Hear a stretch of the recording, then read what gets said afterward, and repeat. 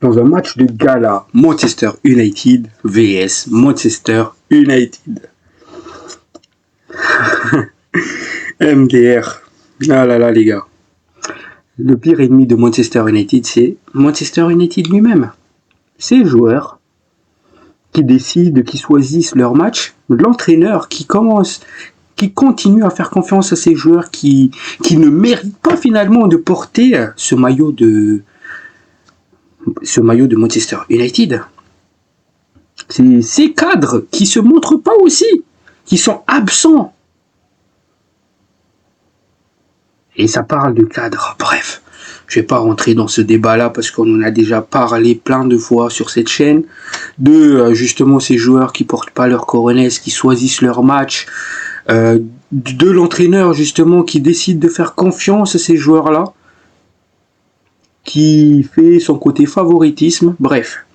Donc vous l'aurez compris, dans cette vidéo, nous allons analyser, faire le preview justement de ce match qui arrive face à Sunderland, décortiquer les différentes conférences de presse qui sont apparues cette semaine, analyser. Mais avant tout cela les gars, ici sur Legacy United, on parle d'actualité du club de Manchester United. Donc n'hésitez pas à nous soutenir, à vous abonner, à liker, à commenter. Ça donne beaucoup de force et du courage. Sur ce les amis, on va pas perdre beaucoup de temps, on va direct entrer dans le vif du sujet. Bon visionnage à vous.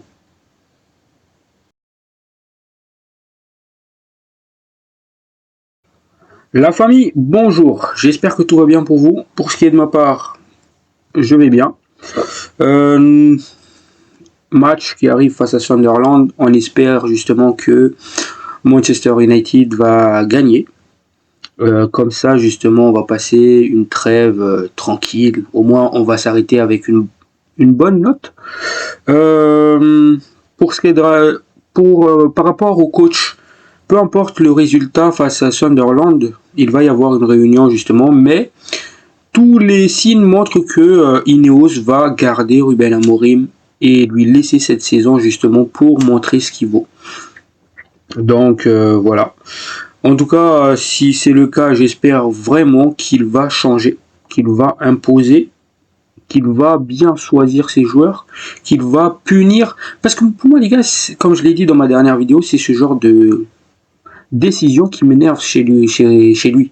C'est-à-dire, au bout d'un moment, tu as des joueurs qui sont sur le terrain, qui ne veulent pas jouer, qui n'ont pas envie. Le match d'après, c'est-à-dire demain, ils vont être titulaires. Et ça m'énerve. Il y a des gens qui vont me dire, oui, mais on n'a pas le choix. Si, on a les choix. On a les choix. Comme je l'ai dit, il n'y a rien qui t'empêche de faire rentrer les jeunes de l'académie. Fais rentrer les jeunes. Fais-les jouer. Fais-les jouer. Oui, c'est pas le bon environnement, etc. Mais ils vont avoir la dalle parce qu'ils veulent prouver. Ils veulent montrer justement qu'ils méritent une place de titulaire. C'est ça le problème à Manchester United, c'est que cette académie, pourtant il y a plein de vrais talents dans cette académie, on le gère mal. On le gère mal. Donc c'est vraiment dommage. Il faut que Ruben Amorim arrête avec ça. Il faut qu'il lance les jeunes. Si les cadres, ces soi-disant cadres, ne veut pas montrer d'exemple, lance les jeunes. D'ailleurs, en parlant de cadre, Bruno Fernandes, joueur du mois à Manchester United. Eh ben, il y a sérieusement des fans qui ont voté Bruno Fernandes. Donc les gars, vous êtes en train de me dire que le début de saison de De Ligt, c'est moyen. C'est moins bon que celui de Bruno Fernandes. Que le début de saison de Lenny Yoro, c'est moins bon que celui de Bruno Fernandes.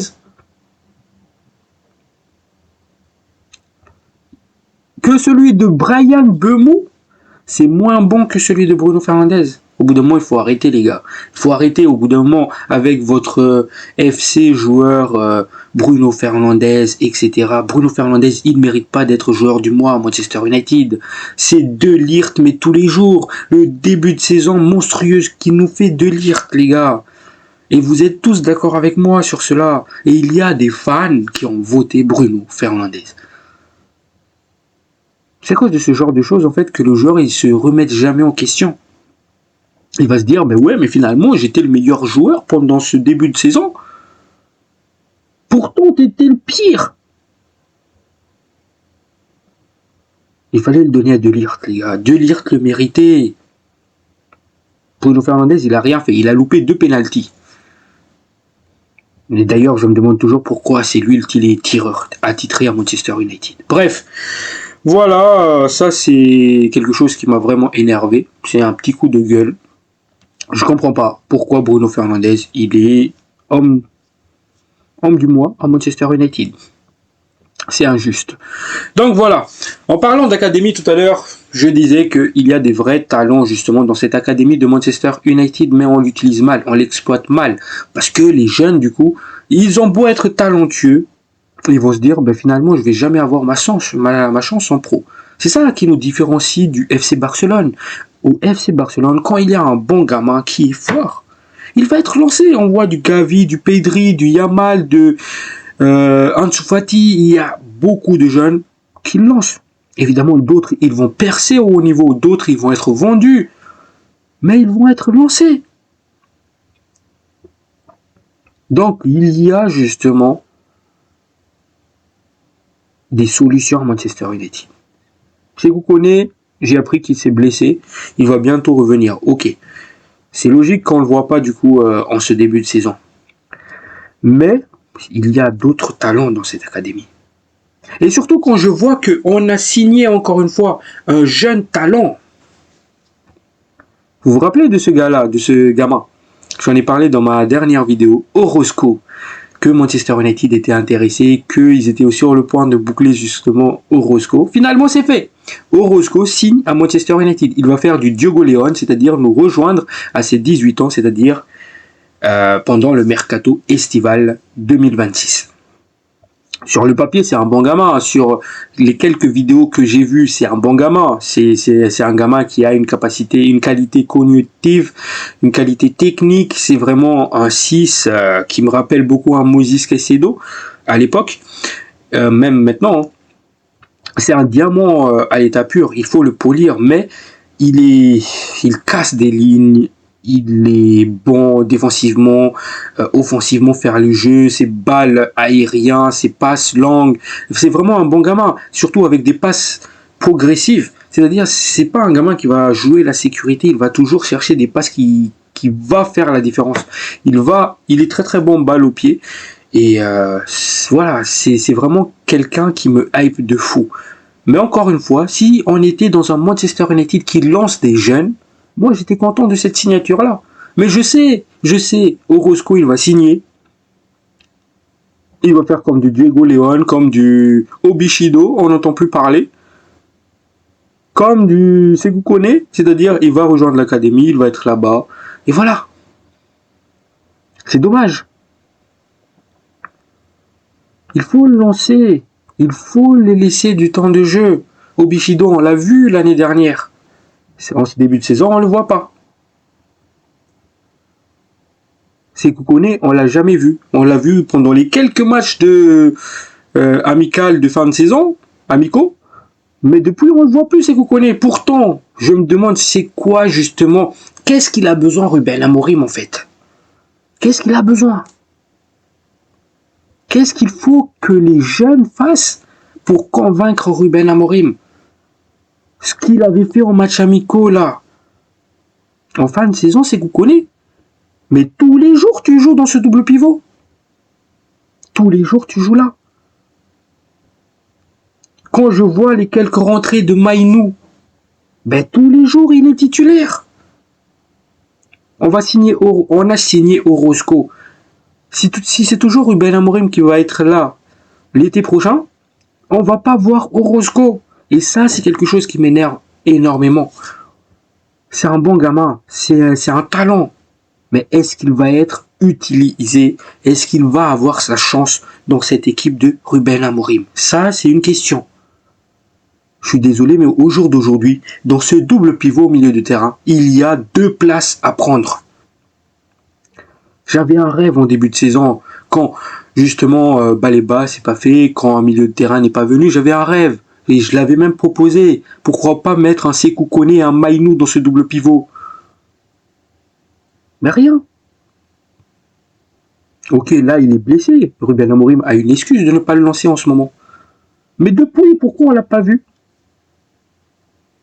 Bref, les gars, c'était un petit coup de gueule, mais vous l'aurez compris. Orozco, joueur de Manchester United à partir de 2026, comme justement Diogo León, et justement, il va nous rejoindre à ses 17 ans, à ses 18 ans.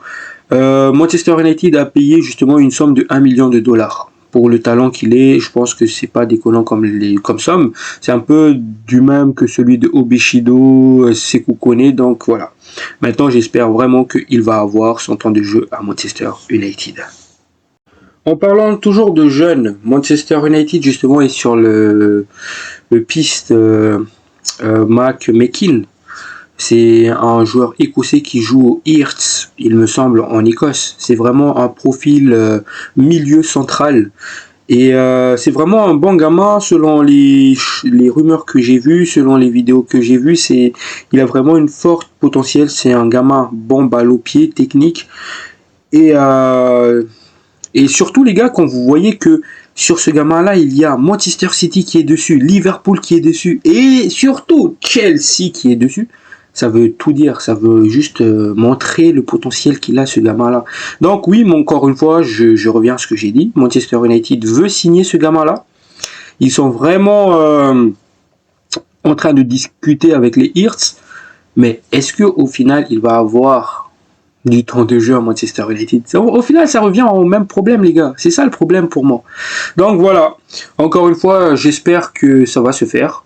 Parce que, encore une fois, ça fait toujours du bien d'avoir des gamins intéressants, à fort potentiel. Et ça sera toujours mieux aussi s'ils ont du temps de jeu à Manchester United. Et j'espère d'ailleurs. Donc voilà. En parlant toujours de jeunes, cette fois-ci, on va revenir sur notre joueur, Sea Lecce. Très très bon gamin. Les gars, encore une fois, je vais le comparer à Sekou Kone pendant les 2 matchs amicaux de fin de saison dernière. C'est à Lecce, il a eu son temps de jeu aussi. Il a eu l'occasion de se montrer dans ses matchs amicaux. Et ce qu'il avait fait, c'était intéressant. J'ai vu du bon, c'est à Lecce. Un peu timide des fois, un peu naïf, mais il fait du bien. Donc, je me dis, mais pourquoi il n'a pas eu de temps de jeu encore depuis ce début de saison? Vous comprenez ou pas ce que je veux dire? C'est que les jeunes, ils vont amener une nouvelle dynamisme dans ce club, une nouvelle envie. Et on se prive justement de cette nouvelle dynamisme. Et ça, c'est complètement bête de notre part. Donc, c'est à Lecce, en fait, il commence à s'entraîner déjà avec l'équipe pro, l'équipe première. Et selon les rumeurs, Harry Maguire l'a pris sous son aile. Voilà. Et plusieurs joueurs de l'équipe première, justement, sont impressionnés par son niveau technique. Ça veut juste dire, les gars, c'est parce qu'il est plus doué que vous techniquement, c'est pour cela. Vous êtes faible. En tant que cadre, vous ne savez même pas aligner des passes. Impressionné. C'est normalement vous qui devez montrer l'exemple aux petits jeunes. Bref, j'espère pareil pour lui qu'il va avoir du temps de jeu. Pourquoi pas demain? J'espère le voir demain. Mais ça, c'est improbable. Sous l'ère Ruben Amorim, espérer voir des jeunes débuter, c'est improbable. C'est dommage. Donc voilà les gars, on va direct comme analyser justement les différentes interviews d'avant-match. On va direct débuter par l'interview de Paul Scholes justement à propos de Ruben Amorim. Il nous dit quoi? C'est que il a l'air seul sur le banc de touche. C'est vrai les gars. Quand je vois Ruben Amorim sur le banc de touche débiter, il sait pas quoi faire, il regarde le sol, il est là, il est perdu. On dirait qu'il est ailleurs. Il ajoute, même les grands entraîneurs ont une certaine prestance à leur côté. Qu'est-ce que Amorim a à côté de lui? Rien. Et je suis aussi tombé sur une vidéo justement des mecs là sur Canal où ils disaient justement que Ruben Amorim, c'est le pire coach que Manchester United a connu après Sir Alex Ferguson. Pire que Solskjaer, pire que Erik ten Hag, pire que tous les restes. Moi les gars, Ruben Amorim, il est complètement à côté de la plaque.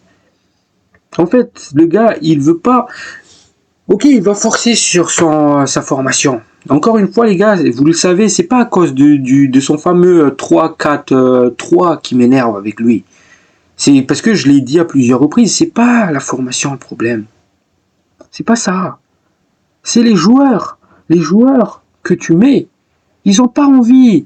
Ils vont jouer un match sur deux. Autrement dit, demain, on le sait, on va gagner. Oui, après, le match d'après, on va perdre. Le match d'après, on va gagner. Celui d'après, on va perdre. C'est comme cela, les gars. C'est comme cela. Les joueurs choisissent leur match. Et que toi, t'es un coach, t'as vu cela depuis que t'es là. T'as vu ce problème-là. Et tu continues à mettre les mêmes. T'en as pas marre au bout d'un moment? Le fait que tu forces sur ton double pivot qui marche pas. Bruno Fernandes qui marche pas dans le double pivot. Tu continues. C'est ça qui m'énerve. Et surtout quand je vois les matchs, quand le résultat tourne en son défaveur, tu le vois sur le banc, on dirait qu'il est ailleurs. Tu vois qu'il n'a pas envie des fois sur le banc. Vous vous rappelez de ce penalty là face à Fulham? Avant qu'on obtienne, enfin, quand on a obtenu le penalty, comment il était sur le banc? Pieds en l'air, croiser les bras, voilà. Face à Grimsby, il a même sorti son tablette là pour faire du tactique 4e division. Donc oui, je suis tout à fait d'accord, les gars. Je suis tout à fait d'accord avec Paul Scholes. Ce qu'il dit là, c'est vraiment ce que on voit. Comme je l'ai dit, c'est comme l'interview de Wayne Rooney la dernière fois. C'est exactement ce qu'on voit. Donc jusqu'à quand Ineos va faire confiance à lui? Est-ce que Ruben Amorim c'est vraiment l'homme de la situation? Au bout d'un moment, ils doivent se remettre en question, Ineos. Au lieu de dire oui, on va continuer à soutenir Ruben Amorim, on va continuer à le faire, on va lui laisser cette année. Les beaux jours arrivent. Faut arrêter. Au bout d'un moment, convoquez-le dans le bureau. Si vous voulez le maintenir, convoquez-le. Et dites-lui, pourquoi tu fais pas jouer les jeunes? Pourquoi tu continues avec ce double pivot-là? Bref. Moi, les gars, c'est ça qui m'énerve. D'ailleurs, en parlant de Ruben Amorim, quand je vois ce genre d'interview où il nous dit ça va être difficile contre Sunderland, ça va être difficile. Ils se débrouillent bien. Ils sont confiants et ils savent qu'on va être sous pression. On est à domicile, les mecs. Face à un promu. Et tu nous sors quoi que ça va être difficile? Non, les gars, non. Mec, c'est un promu, il n'y a pas d'excuse. Tu dois au moins sortir le plus beau match que tu as depuis le début de saison face à cette équipe-là. Tu dois au moins mener par 2 buts d'avance. Tu dois pas être sous pression, justement.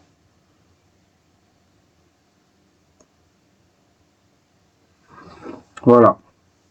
La bonne nouvelle dans tout cela, c'est qu'il va y avoir le retour de Casemiro et d'Amad. D'ailleurs, les journalistes lui ont posé la question sur ça. Il dit, ils sont vraiment importants. Casemiro nous apporte beaucoup d'expérience. Amad nous a manqué lors du dernier match. Est-ce que seulement Amad nous a manqué lors du dernier match? Honnêtement, quand tu vois le niveau qu'ils ont affiché, est-ce qu'un joueur pouvait tout changer justement lors de ce match-là? Est-ce que Amad Diallo pouvait tout changer? Au bout d'un moment, il faut que, au minimum, la moitié de l'effectif élève leur niveau pour espérer faire quelque chose. Donc, Lorsque nous voulons mettre la pression sur certains adversaires, il est un atout supplémentaire. C'est vrai, Amad Diallo, il apporte ce pressing agressif. Et ça, c'est quelque chose que j'aime beaucoup chez lui, c'est que il va pas à moitié justement quand il va presser. Il y va à fond. Il va croire qu'il peut intercepter la balle. Et d'ailleurs, l'année dernière, justement, grâce à ses pressings agressifs, il a pu marquer beaucoup de buts. Donc j'espère que quelque chose qu'il va réitérer cette année et j'espère que ça va marcher. Car il est très bon en 1 contre 1, nous sommes donc très heureux de l'avoir parmi nous. Et moi aussi je suis très heureux justement d'avoir le retour de Amad Diallo. Donc il enchaîne justement. Si on regarde les 6 premiers matchs, nous ne sommes pas toujours la même équipe. Dans les petits détails, il faut trouver l'équilibre car ça changera tout pour nous.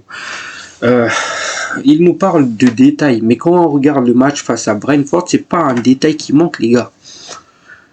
Dans ce match-là, c'est l'envie qui manquait.